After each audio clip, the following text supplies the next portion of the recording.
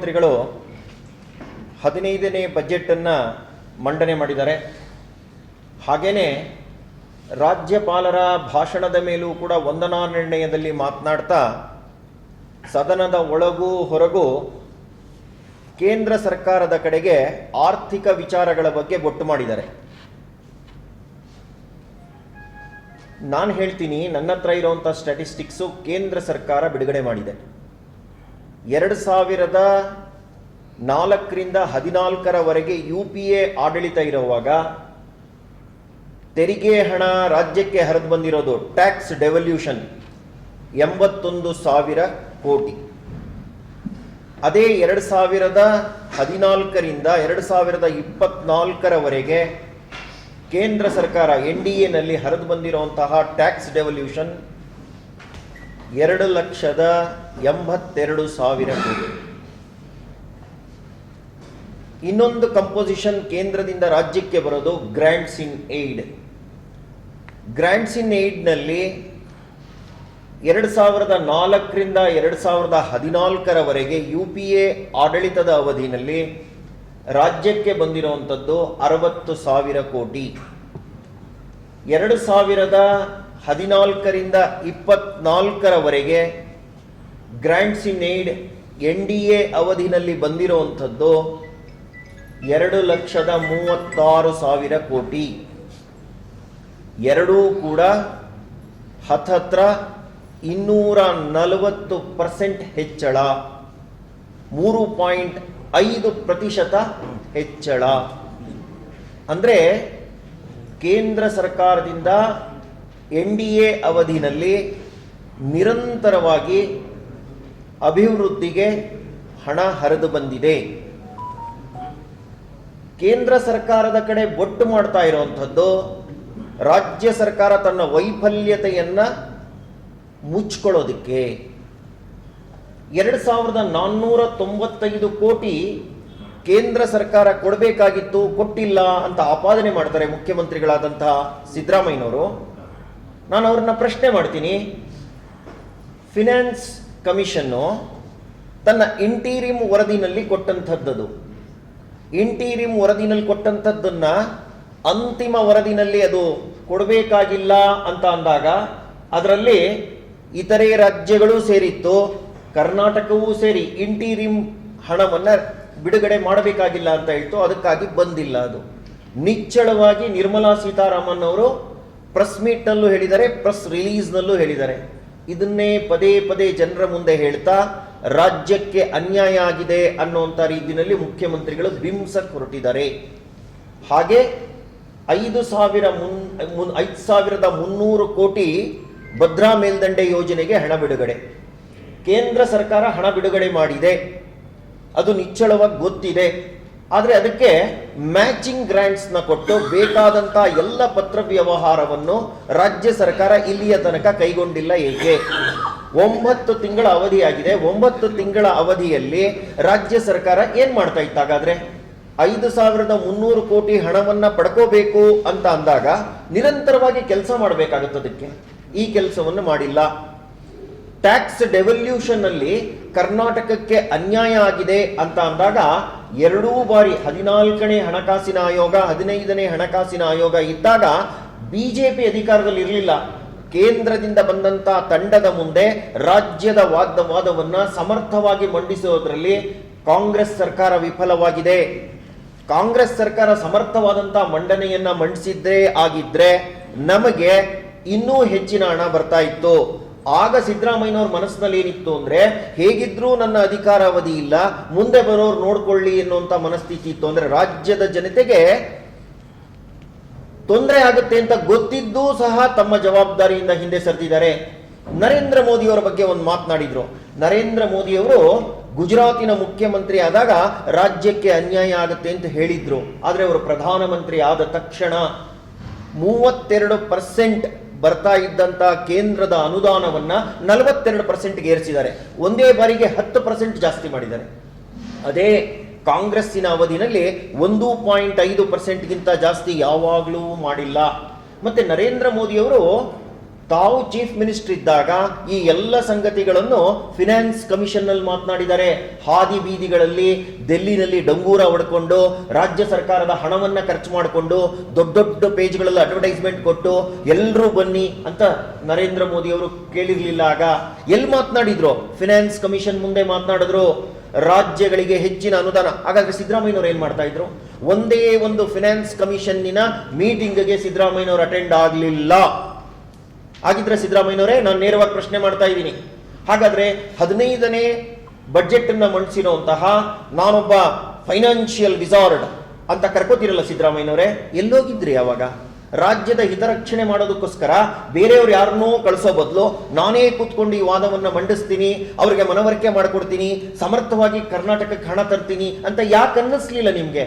ಅದೇ ತಮಿಳುನಾಡು ಅವರು ವಾದವನ್ನ ಮಂಡಿಸಿದ್ರು, ಸಮರ್ಥವಾಗಿ ವಾದ ಮಾಡಿದ್ರು, 0.05% ಮಾತ್ರ ಕಡಿಮೆ ಬರೋ ತರ ನೋಡ್ಕೊಂಡ್ರು. ಆಂಧ್ರ ಪ್ರದೇಶನವರು ಸಮರ್ಥವಾಗಿ ವಾದ ಮಂಡಿಸಿದ್ರು, 0.25% ಮಾತ್ರ ಕಡಿಮೆ ಬರೋ ತರ ನೋಡ್ಕೊಂಡ್ರು. ಕೇರಳದವರು 0.5% ಕಡಿಮೆ ಬರೋ ತರ ನೋಡ್ಕೊಂಡ್ರು. ಕರ್ನಾಟಕದವರು 1.3%ಗಿಂತ ಜಾಸ್ತಿ ಕಡಿಮೆ ಬಂತು. ಕಾರಣ ಯಾರು? ನೇರವಾಗಿ ಸಿದ್ದರಾಮಯ್ಯನವರು ಹೊಣೆಗಾರಿಕೆ ಆಗ್ತಾರೆ ಇದಕ್ಕೆ. ಈಗ ಕಡಿಮೆ ಬಂತು ಅಂತ ಹೇಳೋದಲ್ಲ, ಕಡಿಮೆ ಬಂದಿರೋದಕ್ಕೆ ಕಾರಣ ಪುರುಷರೇ ನೀವು. ಕೇಂದ್ರ ಕೊಟ್ಟಂತ ಇಷ್ಟು ದೊಡ್ಡ ಹಣವನ್ನ ನೀವು ವ್ಯರ್ಥ ಮಾಡಿದ್ದೀರಿ. ಕಳೆದ ವರ್ಷ 85,000 ಕೋಟಿಯ ಸಾಲವನ್ನ ಕರ್ನಾಟಕದ ಮೇಲೆ ಹೊರಿಸಿದಿರಿ. ಈ ವರ್ಷ 1,05,00,000 ಕೋಟಿ ಸಾಲವನ್ನ ಕರ್ನಾಟಕದ ಮೇಲೆ ಹೊರಿಸಿದಿರಿ. ಅಂದ್ರೆ ನಿಮಗೆ ಪ್ರತಿ ಬಾರಿ ಅಧಿಕಾರಕ್ಕೆ ಬಂದಾಗ ಸಾಲ ಮಾಡೋದೇ ಒಂದು ಗುಣ. ನಾನು ನಿಮ್ಗೆ ಹಿಂದಿಂದ ಒಂದು ಉದಾಹರಣೆ ಕೊಡ್ತೀನಿ. 1995ರಿಂದ 2000ದಲ್ಲಿ ಸಿದ್ದರಾಮಯ್ಯನವರು ಉಪಮುಖ್ಯಮಂತ್ರಿಗಳಾಗಿದ್ದು ಹಣಕಾಸಿನ ವ್ಯವಹಾರವನ್ನ ನಿರ್ವಹಿಸಿದ್ರು. ಅವರು ಅಧಿಕಾರಕ್ಕೆ ಬಂದಂತ 95ರಲ್ಲಿ 62 ಕೋಟಿ ಸರ್ಪ್ಲಸ್ ಇತ್ತು ಬಡ್ಜೆಟ್ನಲ್ಲಿ. ಅವರು ವಾಪಸ್ ಹೋಗೋವಾಗ 3,223 ಕೋಟಿ ಡಿಫಿಸಿಟ್ ಇತ್ತು ಬಡ್ಜೆಟ್ನಲ್ಲಿ. ಇದು ಅವರ ಟ್ರ್ಯಾಕ್ ರೆಕಾರ್ಡ್. ಅದೇ ರೀತಿ ಫಿಸ್ಕಲ್ ಡೆಫಿಸಿಟ್ 3% ಅಂದ್ರೆ 3 ಟೈಮ್ಸ್ ಕೊರತೆ ಉಂಟಾಯಿತು. ಅಭಿವೃದ್ಧಿಗೋಸ್ಕರ ಎಷ್ಟು ದುಡ್ಡು ಇಟ್ಟಿದ್ರು ಗೊತ್ತೇನೋ? ಆ ಸಂದರ್ಭದಲ್ಲಿ ಕೇವಲ 500 ಕೋಟಿ ಖರ್ಚು ಮಾಡಿದ್ರು. ಕೇಂದ್ರ ಸರ್ಕಾರ ಸಾಲ ಮಾಡಿದೆ ಅಂತ ಆಪಾದನೆ ಮಾಡ್ತಾರೆ. ಆದರೆ ಕೇಂದ್ರ ಸರ್ಕಾರ ಸಾಲ ಮಾಡಿರುವಂಥದ್ದು ರಸ್ತೆಗಳ ನಿರ್ಮಾಣಕ್ಕೆ, ಬ್ರಿಡ್ಜ್ ನಿರ್ಮಾಣಕ್ಕೆ, ಏಮ್ಸ್ ನಿರ್ಮಾಣಕ್ಕೆ, ಇನ್ಫ್ರಾಸ್ಟ್ರಕ್ಚರ್ ಡೆವಲಪ್ಮೆಂಟ್ಗೆ, ಇಡೀ ದೇಶದಲ್ಲಿರುವಂತಹ ಮೂಲಭೂತ ಸೌಕರ್ಯವನ್ನ ಜನರ ಉಪಯೋಗಕ್ಕೆ ಖರ್ಚು ಮಾಡ್ತಾ ಇದೆ. ಮೂಲಭೂತ ಸೌಕರ್ಯಕ್ಕೆ ಹಣ ಖರ್ಚು ಮಾಡಿದ್ರೆ ಹಣ 3 ಪಟ್ಟು ಬೆಳೆಯುತ್ತೆ. ಆದ್ರೆ ಕರ್ನಾಟಕದಲ್ಲಿ ಹಣ ಯಾವುದಕ್ಕೆ ಖರ್ಚು ಮಾಡ್ತಾ ಇದ್ದೀರಿ ಸಿದ್ದರಾಮಯ್ಯನವರೇ? ನಿಮ್ಮ ಹತ್ರ ಹಣದ ಕೊರತೆ ಯಾಕಾಗಿದೆ? ರೈತರಿಗೆ ಬರ ಪರಿಹಾರ 2,000 ರೂಪಾಯಿ ರಾಜ್ಯ ಸರ್ಕಾರ ಕೊಟ್ಟಿದೆ. ಇದರಲ್ಲಿ ಹೇಗೆ ಗೊತ್ತೇನೋ? ಈ ಬರ ಪರಿಹಾರದಲ್ಲಿ ರಾಜ್ಯದ ಪಾಲು 25% ಮಾತ್ರ ಇರುತ್ತೆ, ಕೇಂದ್ರದ ಪಾಲು 75% ಇರುತ್ತೆ. ನೀವು 2,000 ರೂಪಾಯಿನಲ್ಲಿ ರಾಜ್ಯದ ಪಾಲು ಎಷ್ಟು? 500 ರೂಪಾಯಿ. ನಾನು ಕೇಳ್ತೀನಿ, ರೈತರಿಗೆ ನೀವು 10,000 ರೂಪಾಯಿ ಯಾಕೆ ಕೊಡಲಿಲ್ಲ ಸ್ವಾಮಿ? 10,000 ರೂಪಾಯಿ ಕೊಟ್ಟಿದ್ರೆ ರಾಜ್ಯ ಸರ್ಕಾರ 2,500 ರೂಪಾಯಿ ಕೊಡ್ತಾ ಇತ್ತು, ಕೇಂದ್ರ ಇನ್ನು 7,500 ರೂಪಾಯಿ ಕೊಡ್ತಾ ಇತ್ತು. ಒಬ್ಬ ಬಡ ರೈತನಿಗೆ ಬರ ಇದೆ ಅನ್ನೋವಾಗ ನೀವ್ ಯಾಕೆ 2,000 ರೂಪಾಯಿ ಕೊಟ್ರಿ? 10,000 ರೂಪಾಯಿ ಯಾಕೆ ಕೊಡ್ಲಿಲ್ಲ? ಯಾಕೆ ಕೊಡ್ಲಿಲ್ಲ ಅಂದ್ರೆ ನಿಮ್ ಖಜಾನೆನಲ್ಲಿ 25% 2,500 ರೂಪಾಯಿ ಕೊಡ್ಬೇಕಲ್ಲ, ಆ ದುಡ್ಡು ಇಲ್ಲ ನಿಮ್ಮ ಹತ್ರ ಖಾಲಿ ಆಗೋಗಿದೆ ನಿಮ್ ಖಜಾನೆ. ನೀವೇನಾದ್ರೂ 2,500 ರೂಪಾಯಿ ನಿಮ್ ಕೈಯಿಂದ ಹಾಕಿದ್ರೆ ಇನ್ 7,500 ರೂಪಾಯಿ ಕೇಂದ್ರದಿಂದ ಬಂದು ಖಂಡಿತವಾಗ್ಲೂ ನಮ್ಮ ರೈತನಿಗೆ ಕಣ್ಣೀರು ಒರೆಸುವಂತ 10,000 ರೂಪಾಯಿ ಹಣ ತಲುಪ್ತಾ ಇತ್ತು.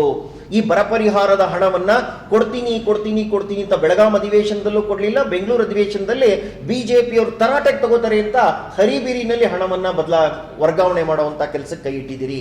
ಅಂದ್ರೆ ನಿಮಗೆ ಕೇಂದ್ರ ಸರ್ಕಾರದಿಂದ ಬರುವಂತ ಹಣದ ಬಗ್ಗೆ ಗಮನವೇ ಹೊರತು ರಾಜ್ಯ ಸರ್ಕಾರ ಹಣವನ್ನ ಹೇಗೆ ವಿನಿಯೋಗ ಮಾಡ್ತಾ ಇದೆ? ಬಜೆಟ್ನಲ್ಲಿ ಅಭಿವೃದ್ಧಿಗಾಗಿ ಎಷ್ಟು ಹಣ ಇಟ್ಟಿದ್ದೀರಿ? ಬಜೆಟ್ನಲ್ಲಿ ಅಭಿವೃದ್ಧಿಗೆ ಹಣದ ಕೊರತೆ ಆಗಿದೆ. ಇದೇ ಬೊಮ್ಮಾಯಿ ಅವರು 58,000 ಕೋಟಿ ಇಟ್ಟಿದ್ರು, ನೀವು 50,000 ಕೋಟಿ ಇಟ್ಟಿದ್ದೀರಿ. 50,000 ಕೋಟಿನಲ್ಲಿ ನೀವು ಅಭಿವೃದ್ಧಿ ಕಾರ್ಯವನ್ನು ಈ ವರ್ಷದ ಕೊನೆಯಲ್ಲಿ ಏನಂತ ಕೊಡ್ತೀರಿ ವರದಿಯನ್ನ? ಹಾಗಾಗಿ ಸಾಲದ ಎತ್ತುವಳಿ ಜಾಸ್ತಿ ಮಾಡ್ತೀರಿ. ಕಳೆದ ಸತಿ ನೀವು ಕೊಟ್ಟಂತದ್ರಲ್ಲೇ ಕೂಡ ಗುರಿ ಮುಟ್ಟಿಲ್ಲ. ನಾವು 1,75,000 ಕೋಟಿ ನೀವು ಗುರಿ ಕೊಟ್ಟಿದ್ರಿ.